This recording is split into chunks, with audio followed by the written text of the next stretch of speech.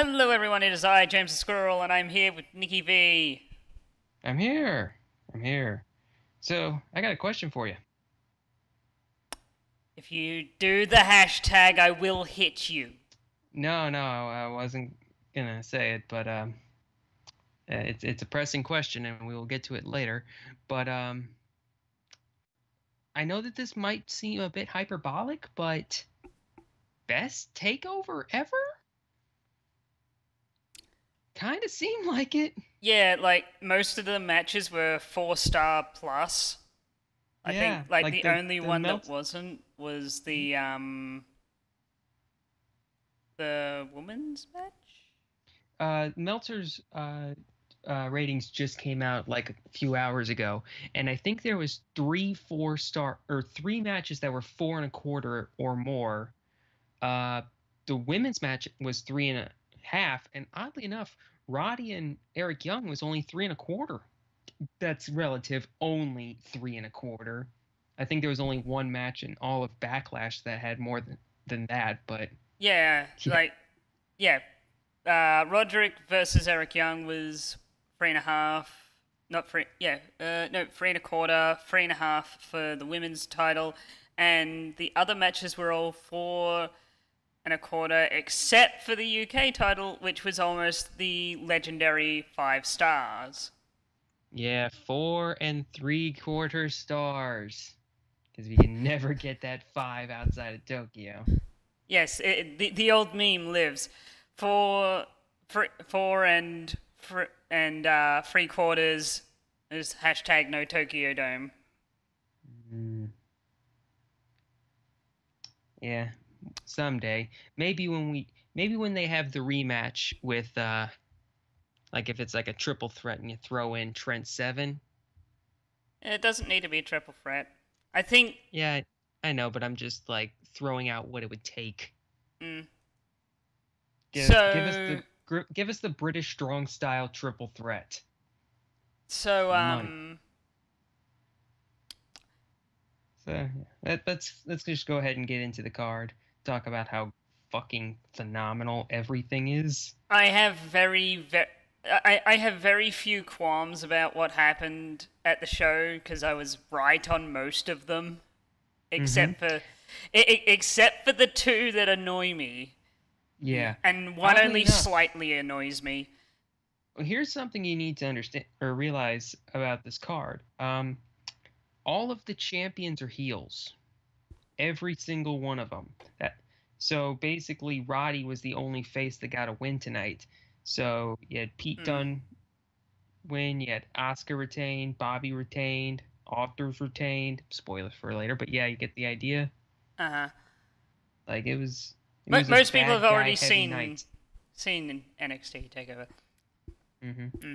Mm. So the issue I have with Roderick Strong winning is the Hmm. fact that there was no retribution on like Sanity's part. Like if he had he only just won and then like Killian Dane and Alexander Wolf come in and beat him up, I Maybe. would have been perfectly fine with it. But because Roddy won clean and got away clean and there was no backstage shenanigans. Hmm. I'm sure we'll probably get something like that in like one of the next episodes.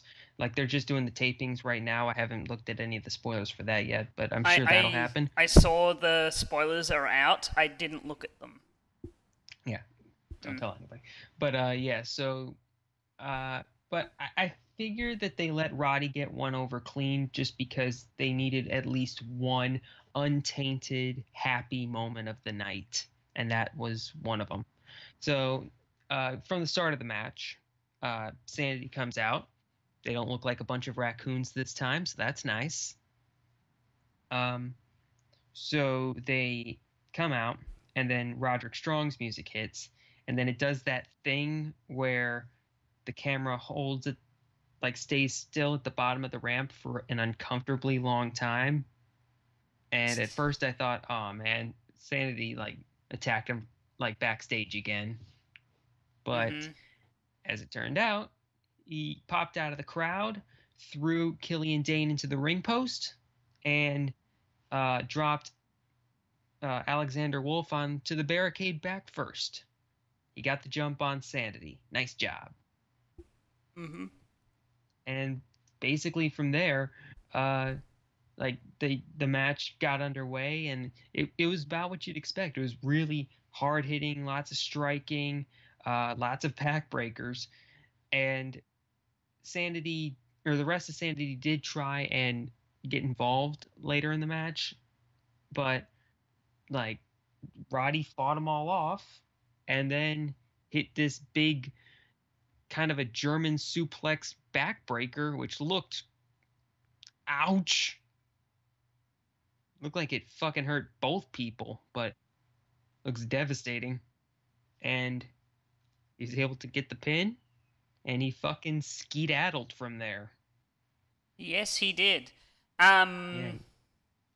Now, I actually am really glad that they made his finisher a backbreaker, because I can't remember when I said this, but I remember saying this man is called the Messiah of the Backbreaker, and his finisher is a kick. I always thought that that was really weird that they did that, but now they're giving him a really, really brutal looking backbreaker for a finisher. I like it. Good job. The problem is, will the whole backbreaker as a finisher translate to main roster? I will say yes, because it looks very similar to the lumbar check from Cedric Alexander, and the lumbar check might be my favorite finisher in the WWE today. Like, I like it so much that I made it my finisher in the Haymakers Wrestling Federation. Yeah, but that's only So because you can't have ones that you can't have ones like Black Mass and such. We know this is true. yeah, but okay, so the Black Mass is a very, like, kicks work for certain people. Like, Aleister Black makes the Black Mass look like a death sentence. Like, Roderick Strong's sick kick was good. Kind of the same deal with Rich Swann's question mark kick and Mickey James' chick kick. Or no, Mick kick. Mick kick, yeah. Hmm. Like, some of them will make it look good. Aleister makes it look deadly. Yep. So reason I don't think it'll translate well is because a lot of people use it as the backbreaker as a transitional move. Yeah, yeah, it just kind of goes based off how you book it.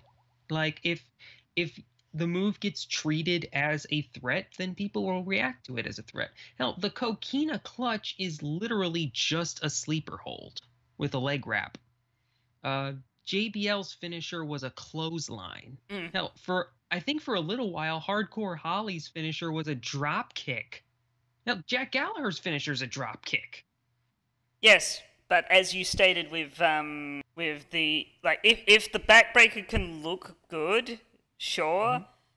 But the problem is it's like if it doesn't have some kind of flair to it, and by flair I mean it doesn't look like it's devastating or something, it's not going to be worth a damn. The reason like Daniel Bryan's running knee and JBL's clothesline and Jack Gallagher's like dropkick is because there's like with Jack Gallagher, it looks like he's actually trying to kick their face off. Right. With Daniel Bryan, it looks like he's throwing not just his knee at them, but his entire body. With JBL, everyone sold that clothesline like hell. To be fair, everybody sold that because he was literally like clotheslining their fucking neck off. That is true. That was less sell and more fucking pain. Also, and I'm gonna take a shot at JBL, he's probably the worst champion because he was the... How do I put it? He was the only person who could hold that belt at that time. That doesn't necessarily make him a good wrestler or a good champion. I will say he was not a good wrestler. I don't think you'd have to go way back into his early days, back when or Good define a tag time team when wrestler. yeah, a fine tag team wrestler, good hot tag, but like he wasn't Singles great. career. Yeah, not great as a single star, but god damn did he get heat. Oh yeah, but that's not hard, especially when you ghost step in Germany. Can't deny that. Can't deny he was a massive asshole. Was. Is and always will be. Thank you. Worst there is, worst there was, worst there ever will be. But I like that one. yeah. But Yeah, the match technically good. oh yeah. I would have Good liked I would have liked something where Sanity at least tries to attack him, mm-hmm. because now it feels like, okay, Sanity has lost some of their mystique because all their members lost tonight, Yeah. or at least were involved in a losing effort. Mm-hmm. I feel like they need to pick up the tag titles pretty soon. Like The tag, they need something. If they are the ones who are able to unseat the authors, then that will go a long way. But they'll have to start really I getting would have into the been tag happy team with Nikki Cross winning. So I would have been, like, with the whole Sanity pretty much losing tonight, well, not tonight, at Takeover, they could have had Nikki win, get the belt, or Nikki win, but not get the belt, or make Nikki look strong and not get the belt, keep it on Asuka, and still have the same ratio of heel to face wins. Yeah. Like, have Nikki Cross... Oh, wait, no, at Triple Threat you can't have disqualifications, so she'd have to... Yeah, I was about to say. Yeah. Well, not unless it's like Nikki Cross is, like, the whole... Like, Nikki Cross is about to win, she's beaten down Ruby Riott, Asuka grabs her, throws her out of the ring, and then pins Ruby. That might have worked. That would have made Nikki Cross look really strong. It would have made Asuka look not weak, but it would have shown opportunistic. It would have had that opportunistic shine that she's shown lately, and it would have also made it would have increased the Ruby Riott Nikki Cross feud. Perfectly fine. Yeah. Then, and Sanity doesn't look massively weak tonight. Well, that night, and keeps Nikki as a possible contender instead of having Asuka pin both of the in the kind of like title rankings for the women's NXT women's belt. It's like Asuka is your champion, and then it's like Ember Moon, which I do not agree with, and then Ruby and Nikki. Yeah. I do not agree with Ember Moon being the next champion on multiple levels, and I will talk about that when we talk about this week's NXT. Okay, all right. Well, we're getting off track. We still have to talk about the UK title match, and I fucking wanted a UK title match. So fucking good. Meltzer gave it 4 3/4, and I have no problem with that. Like, honestly, what a fucking match. Honestly, it could have gone for a little bit longer. Cause honestly, if it would have gone 20 minutes, it might have got 5. Yeah. As it stood, it only went 15 minutes, but it did not. It felt like the match was just, it would never end, and I didn't want it to end. For the first time in a very long time, we got a proper fight forever chant. Yeah. In this match. Yeah. Like, I can't remember. Like, ever since Sammy and Shinsuke had their amazing match last year, like, that started the fight forever chant. And there's been maybe one other time when the fight forever chant felt legitimate. Like, yeah. And that was Zayn versus Kevin Owens at Battleground last year. Yeah, and this is like the next one because they put on probably definitely the best match of the night. It's gonna get a mention in at least my match of the year candidates. Mm-hmm.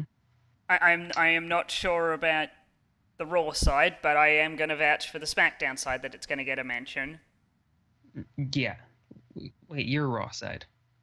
Yeah, Raw. I flip that, You got reverse that. backwards. Yeah, let's just reverse that and flip that and rearrange it. There we go. That's better. Okay.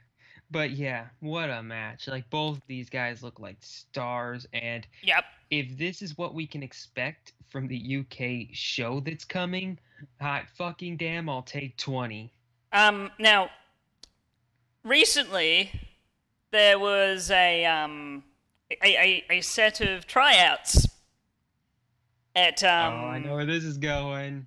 in England, and a certain shirt piqued my interest. A certain bald old person who was wearing said shirt piqued my interest. Thank you, Nicky, for pointing this out. But I have a feeling that the best wrestler in the world, well, the best comedic wrestler in the world, that being Rockstar Spud. fuck no. I like Rockstar. Yes, but he's not as good as this man, Martin Kirby, who was wearing a Prince Amin shirt. Pump that merch! Martin Kirby was at a WWE tryout lately. And I have a feeling that like the reason he was there and a bunch of the other Brits were there was to bump up the roster for that UK show. So they've got like here's our top guys, here's our middle guys, and we bring in random indie guys every now and then, maybe. Yeah, I feel like Martin Kirby could definitely find his niche on that show. Like I get the feeling that the UK show is going to be everything that they wish the 205 Live was. Yeah, what I believe they need to do is, if they're gonna do it properly, keep it in the UK. Have it tour the UK and just that, and maybe for special pay-per-views like the Big Four, have them come over to America. Have some of the top guys show up in the Rumble. Have like at Survivor Series a US team versus a UK team. That'd be fun. But yeah, like definitely like do tapings of it. Have it in front of a excited crowd. Like that. This is the kind of stuff that it'll take off. I will assure you. There is a reason why WCPW, which is turning 1 soon, has been so successful. Yes. But anyway, back to the match, and how many spots can we go through? Like, how about the X-Plex onto the side of the ring? How about trying to think, like the spiral tap near the end? How about fucking JR on commentary? So we didn't know about that happening until it happened, and I literally got goosebumps watching it. I think I heard about it somewhere, but I didn't know for sure if JR would be there. I heard he did I heard he was doing the UK tapings for that UK special. I didn't know he was going to show up at Takeover. Yeah, I still haven't seen the UK tournament special, but it's good. It's good. Okay, but kind of setting up what the actual show is going to be like who are the heels and who are the faces. But yeah, there was a lot of great wrestling there. There was there was all kinds of submission escapes and joint manipulation. Good British wrestling. Good, strong British wrestling. And this was basically the last stand of Tyler Bate. So by the end, he was throwing out all kinds of shit. Like, he actually hit a spiral tap that looked like it hurt. It looked like he landed dead on him. Yeah, because a lot of the time when someone does a spiral tap, you ever see the gif of Willie Mack doing a spiral tap? No. Okay. Do you know who Willie Mack is? Guy from Lucha AK Underground? Yeah, I was about to say the Mac Yeah. from Lucha I Underground. was like, I think it's the Mac. Yeah, it's the Mac. That's who it is. Yeah, guy who's 280 fucking pounds doing a spiral tap. Looks good too. Yeah, he can do it well, but like the time he did it in Lucha Underground, I think only his head hit the guy. Hmm. But still, like this one was way better than that. This one, If you like, wanna, he landed flush. yeah, if you wanna see good wrestling and you wanna show your friends, hey, this is like these are some of the best wrestlers in the world. Show them this match. This is a very, very good match to Because get people into. honestly, and in my opinion, this might be a bit like this. This is the storyline between these two for this belt is literally Tyler Bate, Pete Dunne had a match at the UK tournament in the finals for the belt. Tyler Bate won. Pete Dunne is mad. Pete Dunne hasn't got his title shot yet. Pete Dunne finally gets his title shot against Tyler Bate. Pete Dunne beats Tyler Bate. That is how it goes. It's so very simple and it works so well. We don't need now these. Imagine what these guys will be able to do if you give them a proper story. You don't need these massive, complicated storylines. Yeah, but I'm just saying they're nice. You give them something else to munch on. Oh yeah, they're nice. You don't always need them though. Yeah. Like, as we saw with like Shinsuke versus Zayn.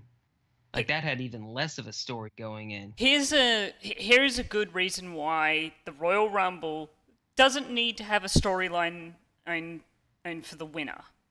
The winner could just win it and say, I want the World Heavyweight title. Because it's the World Heavyweight title and it means something, damn it. That is good enough reason for all us wrestling fans to go, yes, that is good enough, let's see what they do. And then you build the reactions of one person trying to get the belt off another. And that is simple Like, it's simple and it doesn't need massive complications. For instance, the Randy Orton, Bray Wyatt problem we had. All right, so end of the match, like Tyler Bate goes for a suicide dive. Dunne dodges it, throws him back into the ring, hits the bitter end. That's your pinfall. It feels like that we have a little bit of a little bit more to come with these two. Yeah. Because Tyler Bate did not get off a Tyler Driver 97. So yeah, we're definitely going to a rubber match. Yeah, maybe a Brooklyn 3. Hot fucking diggity. Maybe I would like to suggest either an Iron Man match or an Iron Man match or a actually, yeah, an Iron Man match would probably be the best option because these two guys aren't known for submission wrestling. Yeah, they both guys have like high impact finisher moves, so yeah, an Iron Man match would be fucking great. Like I'd be up for that. Like if it was like two guys that were known for submissions and whatnot, I'd say either a submission match or an Iron Man match. But since it's these two, throw them in an Iron Man match for like I Quit match. Like 20 minutes, a 20-minute Iron Man match or a 30-minute Iron Man match. Have it be like one of the main things on the card because they've shown they can do a really good match with 15 minutes. Give them double that time. Imagine what they could do. Yeah, I was about to say, give them 30 minutes because if it's 20 minutes, it might just go to one fall. 1, 2 falls. Yeah. Anyway, so next up was Asuka versus Ruby Riott versus Nikki Cross. We've already gone pretty deeply into this. Asuka came out and had like petal blossoms fall on her, which was lovely. What a fucking weeb. She's Japanese. She can't be a weeb. I, on the other hand, am a massive weeb. You don't even get started on how much of a weeb you are. So yeah, it was an all right match. Like everybody did get a couple of good shots, and I did like the bit where Nikki Cross was able to trap Asuka underneath the ring apron and just go to town on her. Like Nikki Cross did show a few instances in this match where she's, I'm not gonna say smart, I will say crazy like a fox. I think would be a good way to put it. Uh, Um, how I about kind, this? Intelligent. um, I guess that works. Crazy intelligent, Yeah. but the ending to this match was, I didn't Eh. like it all that much. Now, So, I want to point something out that could be pointed as a storyline thing. mhm. Before Asuka started pinning either of them, Nikki Cross had an arm over Ruby, and then Asuka pinned them both. Oh, well, that's That interesting. I noticed that in the camera angle, but they could just write that off as the referee didn't see it. But I saw it, I noticed it, and Interesting. and so that's a thing that happened. But Yes, but anyway, with the actual finish and what we have right now, um, honestly, that would have been a really amazing way for Asuka to lose her title. You know, she was it would be cocky. very inventive. I will give him that. She was cocky. She went for the double pin, not really realizing one of the girls was already pinning the other. The Yeah, and it ref doesn't make counts to anybody look free. weak. Yeah, the ref counts to free. Asuka thinks she's won, and he lifts up the other person's hand. That makes Yeah, Asuka irate. She beats everyone up. hmm Uh, very clever. But anyway, so to the actual what the actual happened in the match. Um, so Asuka is no, I'm trying to think. Ruby Riott takes out Nikki Cross. She is on the ground and about to go for a pin when uh, when Asuka runs back into the ring, bounces off the ropes. Nikki kicks out at 2, and as she's kicking out, and Ruby gets like pushed up, she gets pushed right into the path of a big knee from Asuka, and then she literally pinned them both. yes, and it was a lovely way to get that finish. Except for one thing. That being, Nikki had just kicked out, and Asuka didn't do any more damage to her. good So why point. did Nikki kick out? And that would technically break the pinfall of Ruby. Yeah, but she was still gotten the pinfall on Ruby No, because Ruby didn't kick out. yeah, but the kick out of I don't know. We've never had a double pin where someone kicked out, where yeah, one of them kicked out, but one of them didn't. So I don't know what the protocol on that would be. I would say that because of the contact that is made by like because of the action of one of them kicking out and and pretty much pushing Oscar, that breaks the pinfall. Oh, that could then very easily be remedied by Oscar pushing Nikki out of the ring and then going back to the pin. Yeah, but by that point, like Ruby will probably have had enough time to kick out. I would guess. That's how wrestling's like Kick logic out. dictates. Yeah, but it could be like 1, 2, It, 3, and then kick if she out. didn't kick out, then Ruby would look super weak. Like you remember WrestleMania 19 when Triple H hit the pedigree on Booker T and then slowly waited like 20 seconds to pin Booker Mm. and got the pin and it made Booker like a shithead. Well, yeah, I'm not saying it takes that long. I'm saying Yeah, but first pin. not on that scale, but it wouldn't make Ruby look good Well, if she didn't kick out. not really. It's Oscar, and it's one of Oscar's running knees. Yeah. That's kind of like I her, don't know. like one of her pseudo finishes that isn't her kick or the Oscar lock. Yeah. Anyway, That also kind of bugged me because it's like Like, that's a move we've seen before, like, as just a normal move by her, and it got a 3 from 2 people, one of whom didn't even take the move. Yeah. All right, so next up, surprisingly, Bobby Roode versus Hideo Itami. The tag title match was the main event. What did you think of that?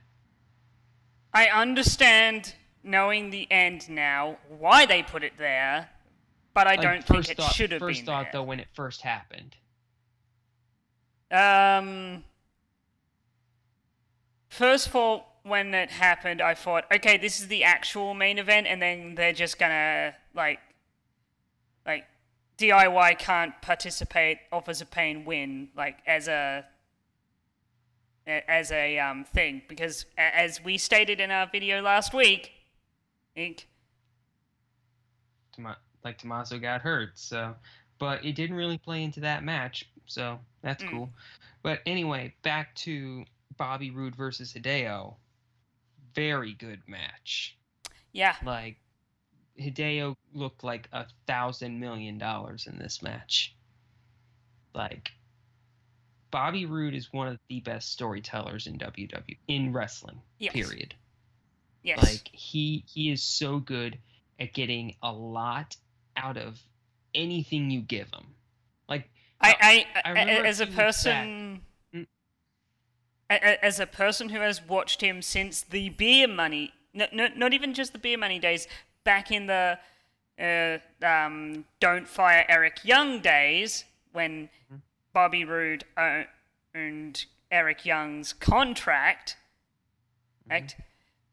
I've known that Bobby Roode has the ability to be a very good wrestler and a very, very good storyteller. I've watched him, like, all the way through his TNA stuff. And I knew the moment he came to WWE, he was going to be a WWE champion at some point. Definitely. Like, I remember a couple of weeks back, like, I think this was back when Cassius Ohno made his debut, and Bobby Roode had a match with No Way Jose. Yeah. Like, No Way Jose isn't the greatest wrestler in the world. Like, he's certainly not to the caliber of Hideo Itami, but, like, Bobby Roode and No Way Jose had themselves a very entertaining match. Yeah. A little bit of comedy to it, and that's how you're gonna go with No Way Jose. But No Way Jose is a comedy wrestler who has a ceiling of, I might get a mid-card belt once. Yeah, but that's not the point. Like, Bobby Roode was able to play off of him very, very well. Yeah, that's what I was kind of getting at. That's his ceiling, but that doesn't matter, because Bobby Roode can work with pretty much anyone and bring out a decent to good match. Right. And when he's with a really good person, if you pair him up with someone like Hideo Itami, on the other hand, who's great, you get great to really, really good match. Yes, like, these two. Oh, I want to give a shout out to that crowd. Yes, the crowd was good. The crowd was good, and it wasn't too douchey. Like, there was a risk that they would try and take over the show, that there would be CM Punk chants whenever Hideo tried the GTS. I don't think there were. And at most, I think there was, like, a GTS chant, and when he was trying to hit it. It's the name of the move. Which I'm fine with that, because it's the name of the move. Only idiots connect that to CM Punk. Yeah. Or people who are overreacting to it. Yes. But, like, it was a great crowd, and they showed their appreciation by very intensely paying attention to the match. And, like, when Hideo got him up and hit that GTS on Bobby, whoo, hot dog! Everybody thought he won. Everybody was about to go nuts. Yeah. And he rolled out of the ring. And he did this. He went, nope, roll. Yeah. But there was a very interesting story to the match about how Bobby Roode had hurt his shoulder pretty early in the match. and Hideo kept attacking it, and it ended up paying off because several times during the match, Bobby wasn't able to hook Hideo for the glorious DDT. On the counter side, Bobby Roode injured, air quotes, attacked Hideo's knee, so he couldn't get him up for the GTS. Mm-hmm. Yeah, and personally, I would have thought that they would go the reverse. I would have thought that Bobby would have attacked Hideo's shoulder because that's been surgically repaired. That's like a target. Whilst Roode gets a lot of the power for the glorious DDT from his legs. So, either way. But it was still a good story. It kind of changed things up a little bit from what we were expecting. And the finish made everyone look good. It made everyone look good, but it also made the chances of a second match not possible. Right. Because this was a one and done. Yeah. Hideo hit everything he could. Couldn't beat Roode. Yeah. Basically, Roode got him up, hit the glorious DDT, held on to it, which caused the crowd to be like, what? He picked him back up and hit a second glorious DDT, sold for a second, and then quickly jumped into a cover, got the 3. That's your win. Bobby Roode retains.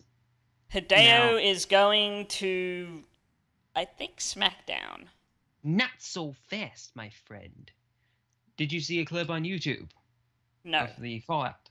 Okay, so Hideo went backstage, and he was fucking pissed.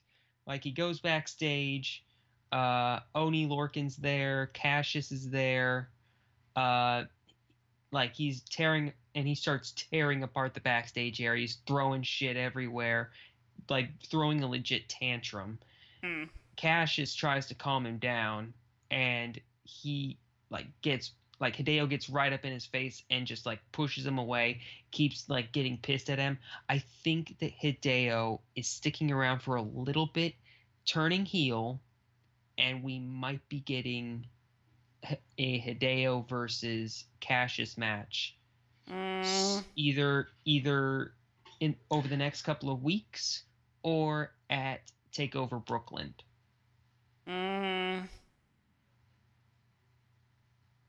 That'll be a good match. But Hideo's not going to win that. Yeah, that's fine. That's a way you can send him up. Give him one last rub to Cassius. But he has no rub. He got injured twice. He's still a big name. He's still a big name in NXT. Let me finish. And then he fought the champion and lost legitimately. That should be enough for him to go, okay, going up to main.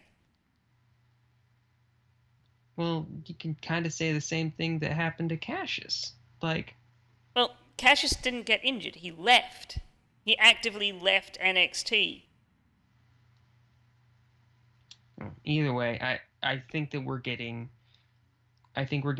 one more match at some point with Hideo. Probably first match. I don't think it'll be at Brooklyn because that's still 3 months away. They might do a takeover between now and then. Maybe, but just a small one with just to satiate people between now and then. Maybe, but I would think that it would be. I think that you're looking at Hideo goes up sometime before SummerSlam, just to kind of clear up the logjam at the top of the card because there's a lot of people there. Yeah, there is one problem I've noticed with WWE. Their mid-card, their mid-cards are stacked. Yeah. And the lower, the upper mid-card, lower main event scene is also stacked. Yeah. like like Shinsuke Nakamura, or he just needs to win a number one contenders match, and you can legitimately see him as a number one contender. Mm-hmm. Like AJ Styles, like on both rosters, there's a big, like there's this large portion of guys who are main eventers, large portion of guys who are almost main eventers, who could just win a match and you could believe it, and then there's a decent mid card. This is probably the best WWE roster we've had in a very long time, and I'm looking at NXT with all these awesome names in it, and I'm like, some of you guys are gonna get lost in the shuffle. I can just feel it. Yeah, that's probably gonna happen, but there's a few guys like Bobby Roode who's gonna be fine. Aleister Black also gonna be fine. Yeah. All right. So, getting on to our main event of the evening, we've now had a women's match main event, a takeover, and now we've had a tag team title match main event, a takeover. Yep. And I will say, besides maybe the UK title match, I think this was the next best match on the card. Because, like, goddamn, what a story. DIY has had a flawless run through NXT. Yes. Because look at where they started. Like, they were kind of a makeshift, thrown together team during the first Dusty Classic. Hung around for a while, had some great matches as they started to build a name for themselves. I still remember that their first match against American Alpha was the tits. Mm. Then they actually went off on a bit of a singles run for a second. Then they got back together, got into the title scene, nearly won at Brooklyn 2, won it at Toronto, dropped it to the authors, and every match from Brooklyn 2 till now, amazing. They are the face revival. Yep. So I'm still stating that Akam and Razar are going to get destroyed on the main roster if they start talking at all. That's fine. I will still say you don't need them to talk. No, that's why you brought in Paul Ellering. I'm not saying promos. Talking, period. They don't need to talk. When have they talked in NXT? All the time during their matches they talk. Very loud, very audibly. If the crowd starts hearing that, they're gonna what the fuck out of them. No. And then they have this massive problem of they're tied to a manager. Sure, the manager is Paul Ellering, but the problem is they're never gonna be able to name in WWE recent history a tag team that has had a dedicated manager that has been successful. And you can't say the New Day because that doesn't count. Kinda counts. Yeah, but they're all wrestlers and the lineup changes from time to time, is what I'm getting at with that. I don't know. And they all are actually decent on the mic. I don't know, but I think they'll get over fine on the main roster. They're big dudes who hit people hard. Like, what more do you need? Like, they're going to be fine on the main roster. I am sure of it. I will bet a steak dinner on it. You do realize if you're wrong, you have to fly to Australia and get me a steak dinner. I can PayPal you. That's why I didn't edit it. Like, I think that they will win the tag titles on the main roster within like 6 months of them getting called up, and that's a conservative estimate. There is one other issue that they have. Other than being, we're big guys from another country who hit people really hard, what is their gimmick?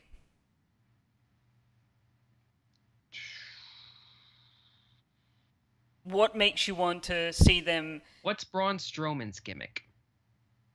Braun Strowman thing's gimmick is he is the monster among men. He is a giant. That is a catchphrase. What is his gimmick? Let me finish. He is a man who is probably one of the tallest in the main roster. Definitely one of the strongest on the main roster. And he has as an attitude of I want competition and he has the ability to back up what he says.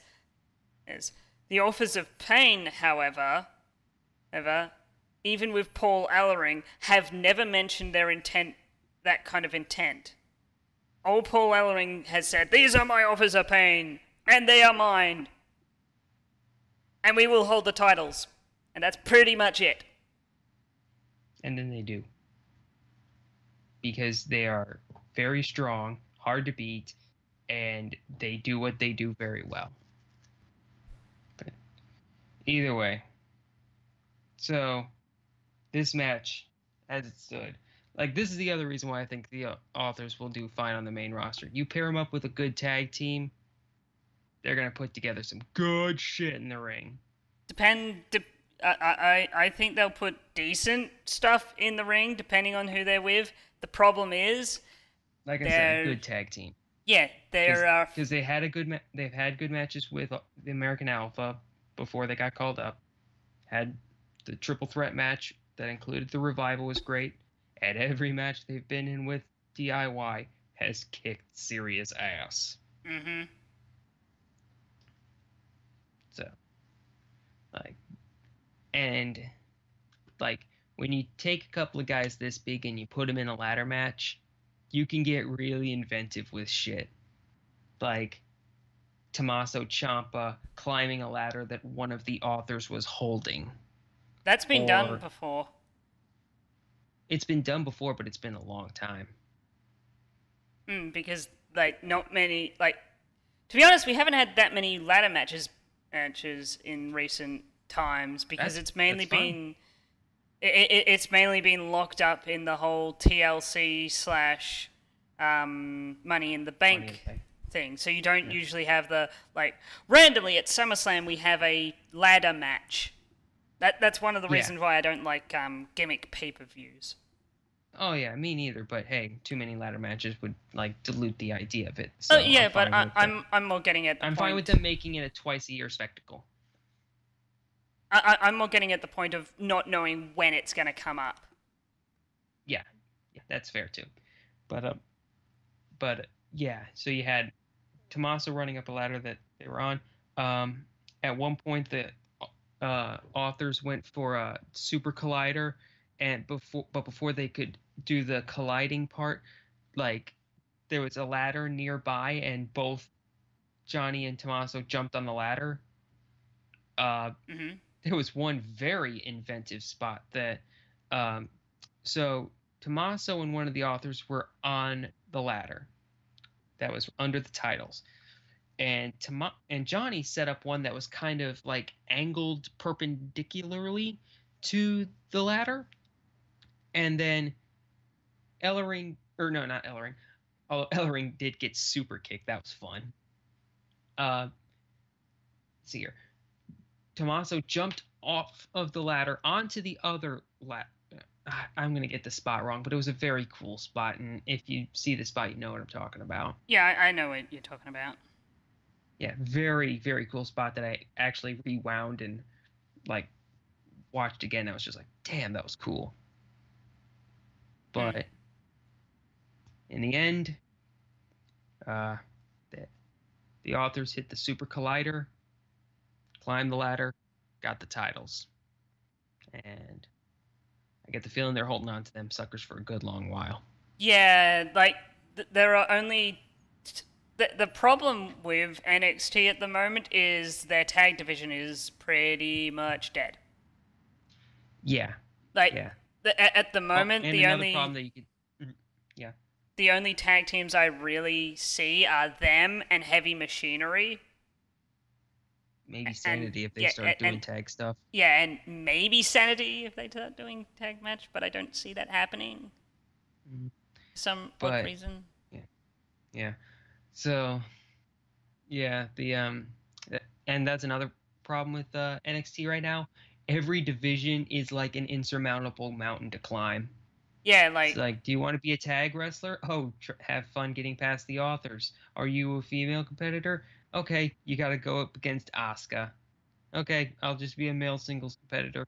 Okay, Bobby Roode never loses. like at the What?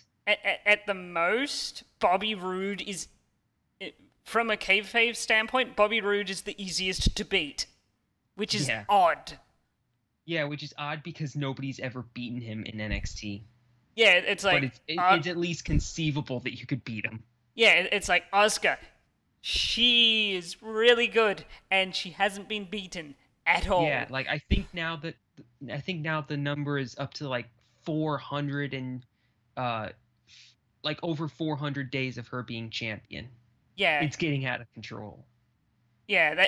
They need to either needs to drop the title on her own accord and keep that undefeated streak, which is what I believe she should do, and move I up think to the that main roster Mhm. to have new challenges and all that kind of stuff, or she has to lose it. Because like Yeah. she is pretty much, until someone else really big comes around, she is the greatest women's champion in NXT history. Yeah. Yeah, definitely. But anyway, after the match, you get this they focus on Tommaso and Johnny. They're walking up the ramp. Crowd is sending them off like champions. Like at this point, we're all wondering, all right, which show are they going to? Like one little nice touch that they threw in was they even threw on the trademark thing on the bottom left Yeah, to make it seem like, yeah, this show's over. Wrap it up, boys. And then Tommaso turns to Johnny and goes, "This isn't our moment. This is my moment." And he grabs Johnny and he throws him into the Titantron and just I beats. I had flashbacks to the barbershop window. That Will is you very stop? that very much is what it reminded me of. Like, That coward Johnny Gargano put himself through those tables. whee! Will you stop? No, never. I'm glad you're making light of this situation because when I saw it, I was just like I was like, no joke, I was legit close to crying. I Like, wasn't. I was happy because those two together are great. Those two apart are amazing. yeah, I know, but like, Also, 205 Live needs more good superstars. oh yeah, Tommaso is gonna be a great bastard heel in 205 Live, And but Johnny is Johnny fucking wrestling. Johnny could be like a main roster star. He's got Mm. that kind of appeal to him. But like Jesus. Like I've been on the bandwagon for these guys for so long. So have I. Like I mean going all the way back to like their first match in NXT when they made it to the second round of the first Dusty Classic. Like I've been on board with them since then. I And was aware of them and I was paying attention to them, but I wasn't sold on them until they started putting on really good matches. And the thing that told me that yeah, these two are going to be these two are going to break up eventually was their one-on-one match in the Cruiserweight Classic.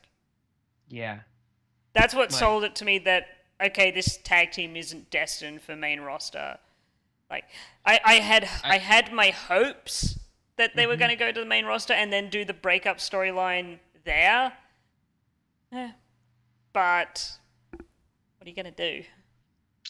Man, I've just been on them, like been with the team for so long that it's just like, oh, this hurts. This hurts hard.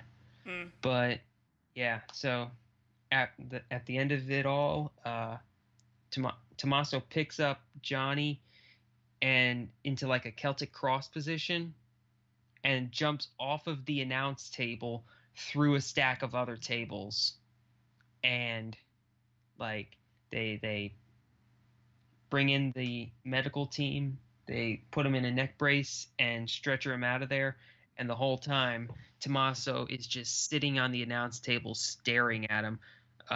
Commentary's long since gone, so all of this is in total silence. Mm. And you can hear, "Fuck you, Ciampa!" chants going on. And man, it's crazy. From what I've heard, Tommaso sat on the announce table like 10 minutes after they went for like 10 more minutes after they went off air. Yeah. So I feel like this is not a they're gonna play this off as this was a spur of the moment decision, and there may be some regret to it, but like fuck, can't go back now. Mm. I'm very interested to see how they'll like handle the ensuing feud between the two. I think Johnny isn't going to show up again until like a couple weeks before Takeover Brooklyn. Yeah. Just number one to sell the injury, but number two to give Ciampa time to both explain himself and build himself up with a few squash matches. Yeah. So what I think will happen is like a few like 2 or so weeks, maybe 3, before Takeover over Brooklyn, and Ciampa is going to be like, I don't have an opponent for Takeover. I want an opponent for Takeover. He's like complaining and such, and like William Regal comes out and says, "As you want an opponent and for Takeover Brooklyn, I have one." And then Johnny Gargano's music hits. Yeah. And yeah, that's the easiest way. That'll get a massive pop. They could save it for like Brooklyn, but there's not really any point, because if they're gonna do like if they say it's a mystery opponent, it's like everyone knows it's Gargano. Yeah. So you may as well have that pop on NXT. Right. Definitely. Mm. But yeah. So all in all, the only great show. Like the only reason I could see them not doing the only reason I would see them not having Gargano come out is if they were going to swerve it and have someone else come out, like Adam Cole. Yeah, like Adam Cole or something. Just have someone else show up who's a massive indie person who'll get a massive pop. This story is too good for a dumb Russo swerve like that. Oh, yeah, I know, and I agree wholeheartedly, but that is something they could do, because WWE is stupid, but this is NXT and I have hope. Yeah, like I was about to say, like the writers for NXT seem to have their shit together a little better than the main roster guys. Mm-hmm. So that was NXT TakeOver. Fucking phenomenal. Yep. So much good shit. There wasn't a match on the card that I didn't want to see, and wasn't like I wasn't disappointed with one of the matches, which says a lot for the people involved. Yeah, because the build was kind of shit. It wasn't the best. Yeah. It also was. It also kind of got announced out of nowhere, so. Yeah, this takeover actually had the shortest build, I think, of any takeover. I think it was tied for like takeover respect. Like no other takeover had only 6 weeks to build towards. Okay, guys, we will see you probably tomorrow with the weekly episode. We will probably, for the next takeover, we're going to be doing this the takeover review a lot closer to it, instead of waiting for the weekly NXT show. We will see you very soon. Bye. Bye.